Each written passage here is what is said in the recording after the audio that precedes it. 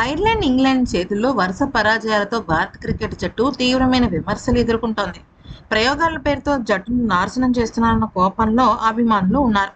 ముఖ్యంగా పరోక్ష ఒత్తిళ్ల కారణంగా జట్టులోకి వచ్చిన 15 ఏళ్ల యువ సంచలనం వైభవ్ సూర్యవంశీ విషయంలో ఇప్పుడు గౌతమ్ గంభీర్ అలాగే అగాకర్ ఇద్దరు కూడా శృతి మించిన వ్యవహారాన్ని చూపిస్తున్నారు.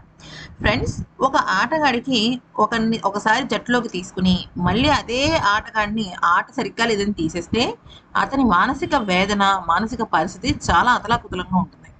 అందులోనూ 15 ఏళ్ల వయసున్న వైభవ్ సూర్యవంశీ విషయంలో ఇది ఇంకాస్త ఎక్కువగా ఉంటుంది. అయితే వాస్తవానికి star wicket keeper Sanju Samson 6 వరుస అవకాశాలు ఇవ్వాలని ప్రధాన coach Gambhir, chief selector Ajit Agarkar ముందుగా ఒక అభిప్రాయంతో ఉన్నారు. కానీ జట్టు యాజమాన్యం పైన వచ్చిన పరోక్షమైన ఒత్తిడి కారణంగా వారి ప్రణాళికలు మార్చుకునే అవసరం వచ్చి ఇక వైభవ్ సూర్యవంశీని తీసుకున్నారు. అయితే ఆ నిర్ణయం బెడిసి కొట్టింది. ఎందుకంటే వైభవ్ సూర్యవంశీ ఫస్ట్ డెబ్యూ అంటే ఇంటర్నేషనల్ క్రికెట్ జాతీయ జట్టులోకి అడుగు పెట్టడం ఇదే ఫస్ట్ టైం.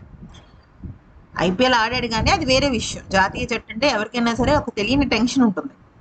అయితే ఇక భారత జట్టుకు కీలకంగా మారిన 31 ఏళ్ల సంజు శాంసన్ పట్ల సెలెక్టర్లు అత్యంత కఠినంగా వ్యవహరిస్తున్నారన్న వాదన వినిపించింది.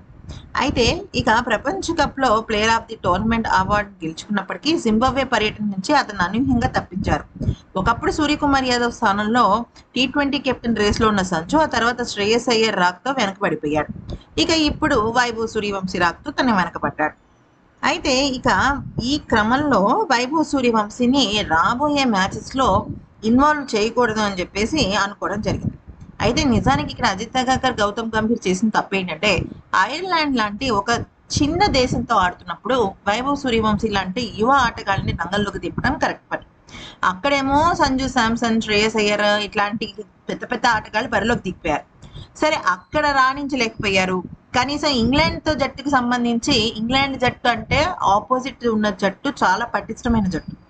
అటువంటి జట్టు మీదకి వైభవ్ సూర్యవంశీని బరిలోకి దింపడం అనేది ఇక్కడ ప్రయోగం జరిగిన విషయంలో బెడిసి కొట్టిందనే చెప్పుకోవాలి. ఎందుకనంటే ఎప్పుడైనా సరే ఒక చిన్న పిల్లవాడిని కొద్దిగా చిన్న దేశంతో ఆడించాలి. అఫ్ కోర్స్ ఐర్లాండ్తో ఓడిపోయిన తర్వాత ఐర్లాండ్ జట్టు కూడా పెద్ద జట్టే అనే విషయం అర్థమైంది. మరి ఈ వీడియో కనుక నచ్చితే లైక్ చేసి సబ్స్క్రైబ్ చేసుకోండి.